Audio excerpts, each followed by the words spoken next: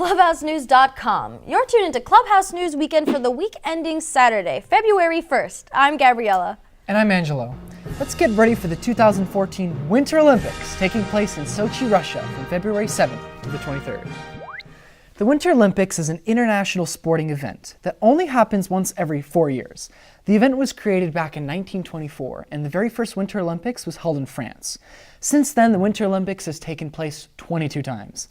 This year, 85 countries, including Team USA and the hosting Russian team, will compete in 98 thrilling events like ice skating, skiing, ice hockey, and bobsledding. As always, safety is a big concern for everyone involved in the Winter Olympics. But because of increased terrorist threats, Russian President Vladimir Putin is making security a top priority. In fact, Russia has called in 12,000 police officers and 37,000 security guards to make sure that the athletes and audience are as safe as possible. Good luck to all, and go Team USA! Go USA! Can you believe the crazy weather we've had lately? From the East Coast to the Midwest to the Deep South, the extreme cold weather in the United States continues to disrupt people's lives. 14 to 22 inches of snow! As the snow began to fall, businesses and schools closed so people can get home safely. Hello, can we say snow day? Free for all! The snow and ice on the roads made it impossible for people to get home. Thousands of people spent the night in their cars and in stores, like Costco. I just hope sleeping bags are on sale. And get this, over 10,000 kids had to spend the night at school. I've heard of staying after school, but spending the night? And if you think that's bad, it gets even worse. Some kids had to spend the night on their school buses, in the middle of the street. Now, that's definitely not my idea of a fun sleepover. Luckily, though, everyone went home safe and sound in the morning with a great story to tell. Last Tuesday, President Obama gave his 5th State of the Union address. That's where the president goes on TV and tells everyone how he thinks our country is doing. In the address given before Congress, the president talks about the important issues facing our country and shares his thoughts on what should be done about them. After 5 years of grit and determined effort, the United States is better positioned for the 21st century than any other nation on earth. From the very first State of the Union address given by President Woodrow Wilson in 1913 to the one given by President Obama last week, they all pretty much agree that the state of our union is good. The state of our union. Growing. The state of our union is confident, stronger than a year ago, and growing stronger. Growing stronger. Well, almost all of them. Anyway, in 1975, President Gerald Ford was the first and only president to say that the State of the Union Is not good. For President Obama's 5th State of the Union address, he hit the usual points. Jobs, check. Healthcare, check. Immigration, check. Climate and energy, check. Strong defense and leader of the free world, yep. And education, you guessed it, check. In the long speech, which lasted more than an hour, President Obama talked about what he viewed as his accomplishments, like creating jobs and launching Obamacare, and what he felt still needed to get done. When people come here to fulfill their dreams, to study, invent, contribute to our culture, they make our country a more attractive place for businesses to locate and create jobs for everybody. President Barack Obama, who won the Nobel Peace Prize in 2009, just might have something in common with the unlikeliest of people. His not-so-good friend Edward Snowden. Yes, the same Edward Snowden who stole millions of government documents from the National Security Agency, or NSA, fled the country to Russia, then leaked them all to the world press, exposing that the USA had been spying on foreign leaders and its own citizens. Well, for committing the criminal act of treason, that's when you do something against your own country, like stealing top-secret documents, Norwegian politicians are nominating Snowden for a Nobel Peace Prize. Huh? Are you kidding me? Are you serious? This is impossible. That's the prize given to people who have done the most good when it comes to maintaining peace amongst the nations of the world. Of course, there will be plenty of competition for this year's Nobel Peace Prize, but wouldn't America be surprised if Edward Snowden won? Since Snowden can't come back to the USA without being arrested, and since he's still hiding out in Russia, maybe he'll pop up at the Sochi Olympics. I wonder which team he'll be rooting for, Team USA or Russia?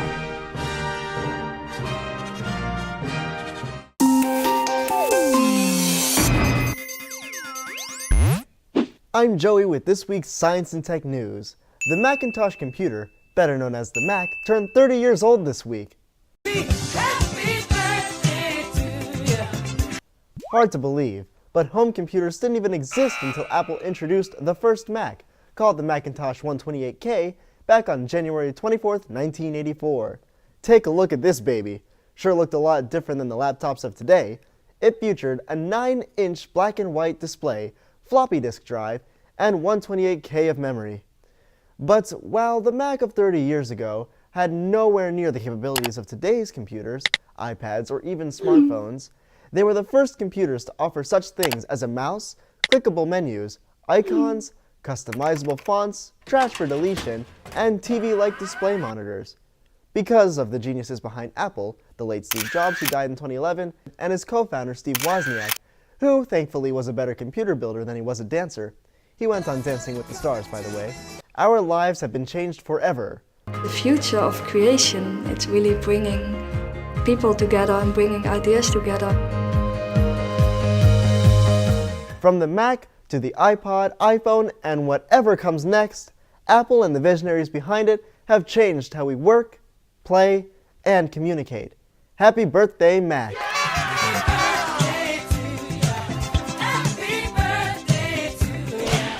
Do black holes really exist? According to Stephen Hawking, the famous physicist who wrote A Brief History of Time, they may not even exist as once thought by scientists. Black holes, which are a region of space that suck everything into it through gravity, prevent anything from ever escaping, even light, sort of like a forever space prison.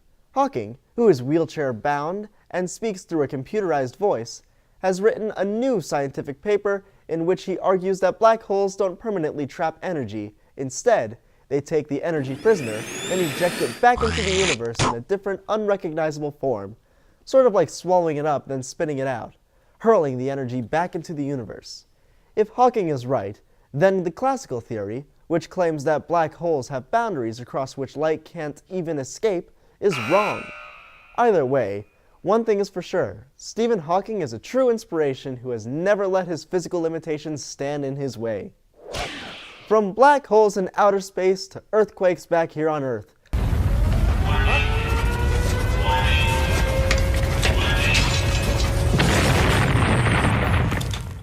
Where scientists at Stanford and MIT are trying to better understand them by studying ocean waves. These clever researchers realized that when the waves smack against coastlines, they send ripples of ground vibrations that can be used to simulate a virtual quake, giving them very useful information. Sounds good, right? Well, not if you're in Los Angeles, California, where they've confirmed a major earthquake will take place in the next few decades. That's because the San Andreas Fault, an 810-mile-long fracture in the Earth's crust running through the state of California, is an active fault, meaning the Earth shifts along it. The result? Earthquake! On the bright side, at least this method of studying the ocean waves to detect earthquakes is inexpensive enough to detect potential quakes in developing nations, which would definitely have been helpful in the tragic 2010 quake in Haiti. If the big one does strike, at least Boeing's Phantom Eye spy drone will be safe way up in the sky. Boeing successfully ran its 6th test flight for its new Phantom Eye spy drone, setting a new endurance record by flying more than 5 hours. That might not sound like much, but it's powered by liquid hydrogen fuel and only produces water as a byproduct. Talk about environmentally friendly. The drone is designed to fly for more than 4 days non-stop at an altitude of 65,000 feet and will eventually transport high-tech spy gear for monitoring, tracking, and communication. Will our government, which has been in the news lately for too much spying, buy the Phantom Eye from Boeing? Well, if they do, you can bet it would be top secret and very expensive. And who are you, little pal? From the Phantom Eye spy drone to the Deep Flight Super Falcon, a $1.7 million personal submarine machine from Hawks Ocean Technologies. The futuristic super sub can carry 2 people underwater to see canyons and colorful marine life. unlike traditional submarines, which fill up hollowed-out spaces with water to dive down and empty them to resurface.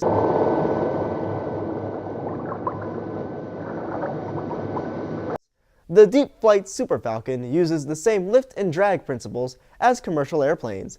This means that the underwater machine is always positively buoyant, floating unless it's being pulled down. Whoa!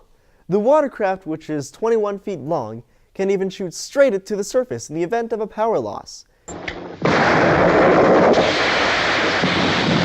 I wonder if I could find the lost city of Atlantis, or even Nemo. You live in what kind of home? And while we're underwater, how about checking out jellyfish? Peanut butter eating jellyfish? Peanut butter and jellyfish, anyone?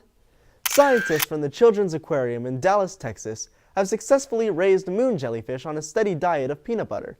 That's right, peanut butter. 3 months later, the usually carnivorous or meat-eating jellyfish, which typically eat zooplankton, fish eggs, larvae, and even small shrimp, are alive and thriving. So what's next? Chocolate-eating octopi? Oh, you guys made me eat!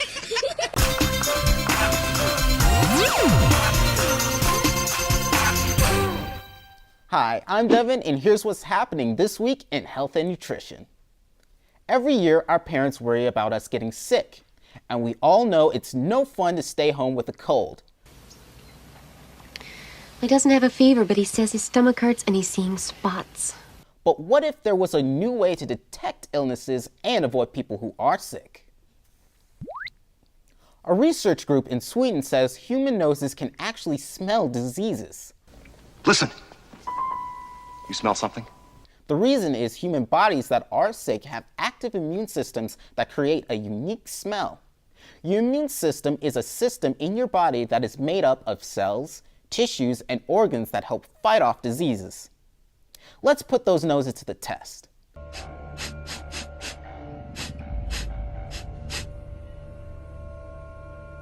The Swedish researchers took t-shirts from sick people and healthy people and sealed them in bottles. Later, 40 college students were asked to smell the shirts. The students said that the scents on the sick human's t-shirt smelled unhealthy. I knew dogs could sniff things out, but I never knew I could.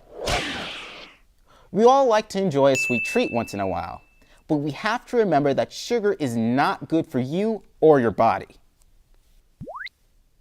It seems like you hear it every day, right? Too much sugar can cause diabetes. But what exactly is diabetes? Well, it's a disease where your body can't control the amount of fuel in your blood. Just like a car is powered by gas, your body is powered by glucose, which comes from food. When your body has too much glucose, you can run into all sorts of problems, like heart disease and vision problems. So remember, it's important to fuel your bodies with healthy foods like fruits and vegetables. Too much sugar and you won't be able to concentrate in school or have enough energy or focus in your sports. You'll just be sluggish. So tonight, instead of cookies or cake or ice cream for dessert, how about some fresh fruit? It's a much healthier choice and your body will thank you with better performance.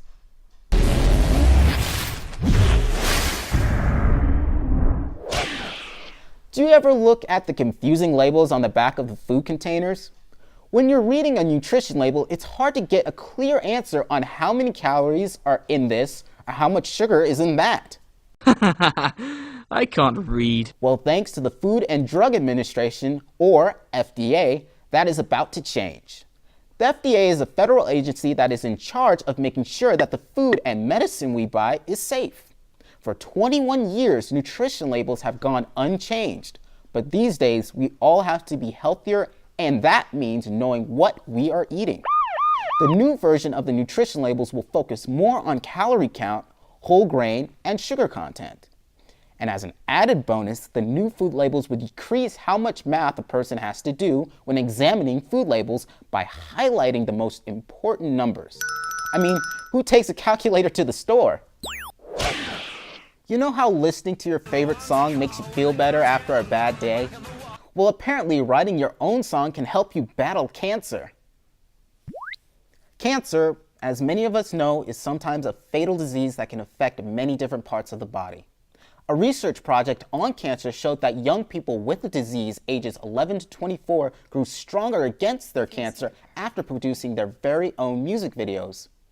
The cancer patients got to spend time working with a music therapist who helped them compose music, write lyrics, and collect images so that they could write their very own unique stories, which they then share with their family and friends. Who knew that playing the drums could do more than just give my parents a headache?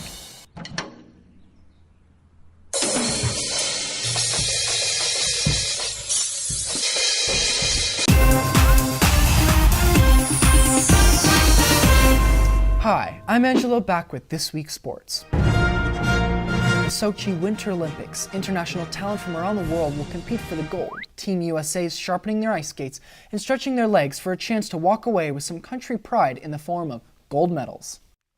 A dozen special events will debut this year, like figure skating team competition, luge, a special sled, team relay, women's ski jumping, women's ski halfpipe, and new snowboarding competitions that'll give the US an opportunity to shine. Shaun White, the biggest medal contender heading to the Olympics, might be looking for a three-peat gold medal in the halfpipe.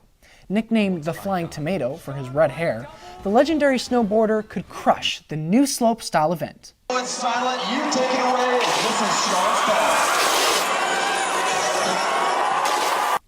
As for the women's ski jumping, teen Sarah Hendrickson could really give Japanese rival Sarah Takanashi a run for the gold.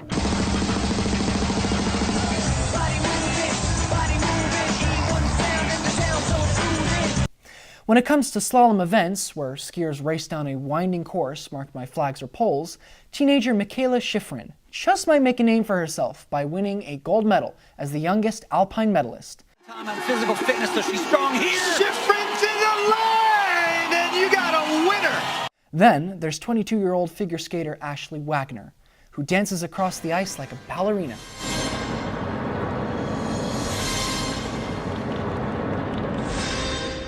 As for male figure skaters, things aren't looking too good. But at least the American Ice team of Merle Davis and Charlie White has a really good shot of bringing it home. Good luck, Team USA! 2014 Olympic Winter Games on the networks of NBC Universal. That is what the fans wanted to see.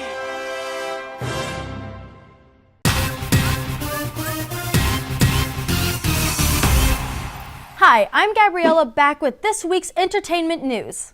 The Grammy Awards, which honor outstanding achievement in music, were held last Sunday, and the show was a big success, filled with lots of surprises. Daft Punk scored top honors for their Random Access Memories album, and also landed Best Pop Duo Group Performance for Get Lucky, which they performed on stage with Pharrell Williams and the legendary Stevie Wonder.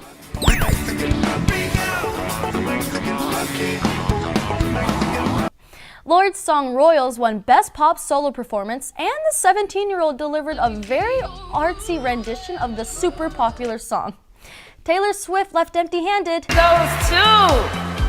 Random Access Memories, Daft Punk! But not before wowing the crowd with her hair flipping and piano playing. My neck started to hurt just watching her. Speaking of award-winning entertainment, the creators of the Emmy-winning Star Wars Clone Wars are working hard on the upcoming animated Star Wars Rebels. The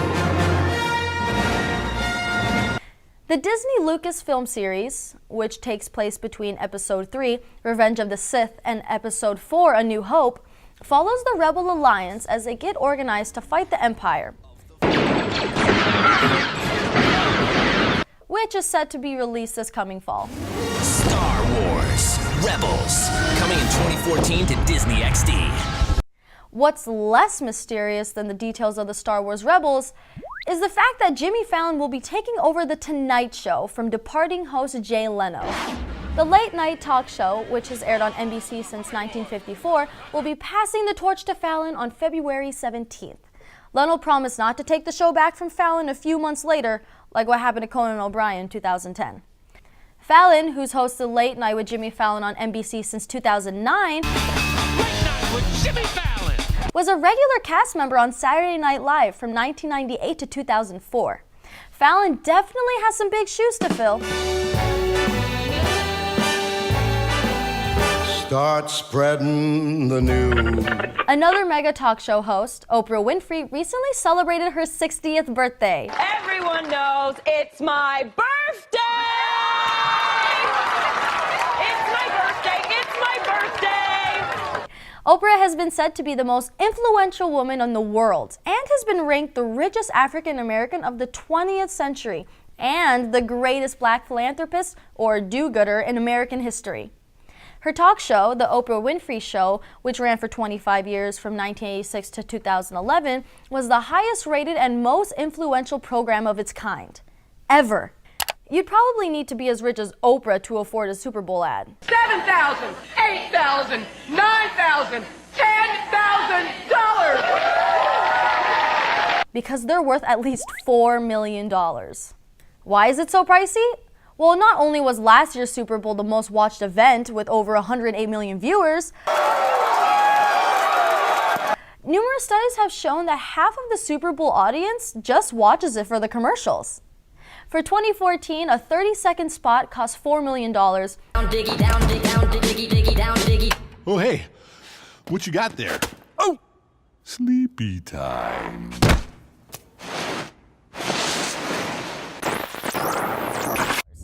That's not to mention that companies often spend several million just making the commercial itself. Here's a look at some of the most memorable Super Bowl commercials of the past few years. People love commercials with talking babies. Yeah, those talking creepy babies. So we just use Seth. In a diaper? I don't wear a diaper. You would wear a diaper for Samsung, though, right? There's a couple ways you could do it.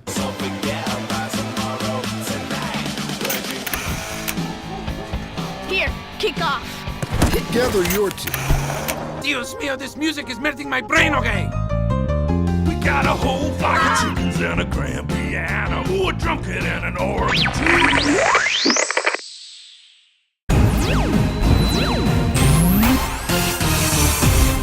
Hi, I'm Yolanda, and here's what's happening around the world. As the Olympics get going in Russia, China's New Year celebrations will be rocking the country. While most of the world celebrated the New Year on January 1st, the Chinese New Year in 2014 was on January 31st.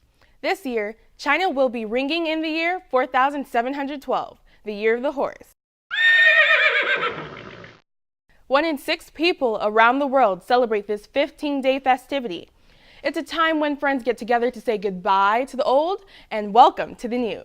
In the days leading up to the New Year, families buy presents, decorations, food.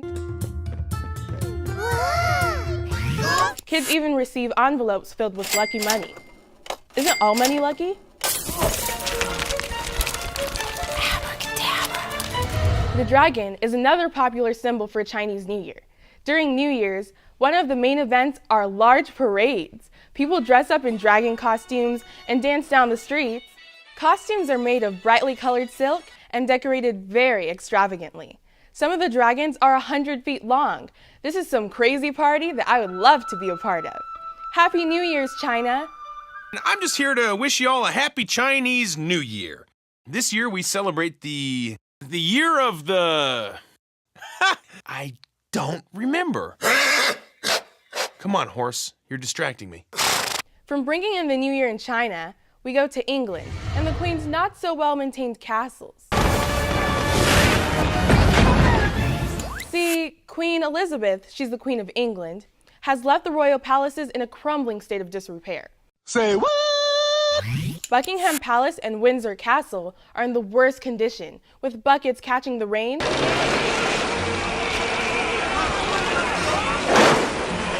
so that priceless art and antiques aren't damaged.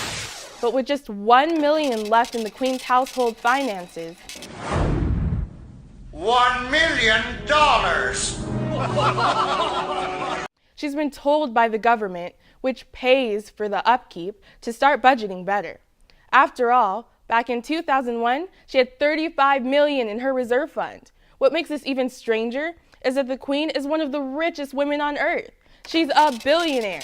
1,225,009. Hi, animal lovers. I'm Chloe, and today in Animal News, dragons.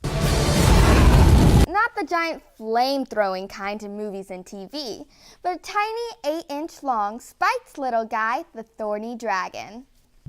This thorny dragon lives in the deserts of Australia and can camouflage himself so he can't be seen by predators, trying to make him their lunch. If a predator does find him, this dragon lowers his head in between his legs and shows off a much more intimidating head on his back to scare them away. And when they get hungry, they just look for ants, sometimes eating 1,000 of them in one day. That's better than an exterminator. And now to our animal hero of the week.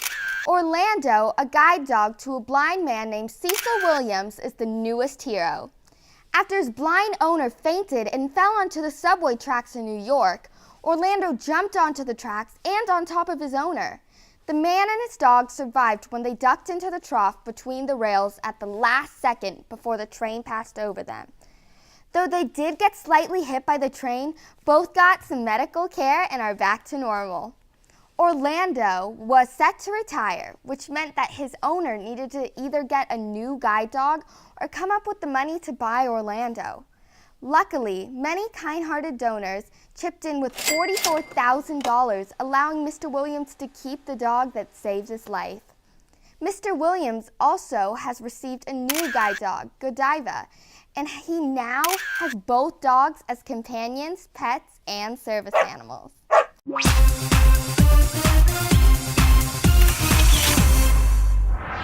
The 2014 Winter Olympics get underway February 7th in Sochi, Russia, with teams from 85 countries, including host Russia and Team USA, going for the gold. Last Tuesday, President Obama gave his 5th State of the Union address, which is basically when the president goes on TV and tells everyone how he thinks our country is doing, what he's accomplished, and what he still wants to get accomplished.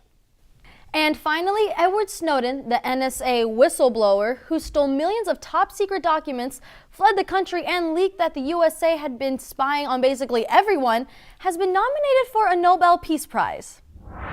Remember to stay tuned in to what's happening by going to our website at www.clubhousenews.com. You'll find in-depth stories, videos, and much more. So until next time, stay on top of the world with ClubhouseNews.com.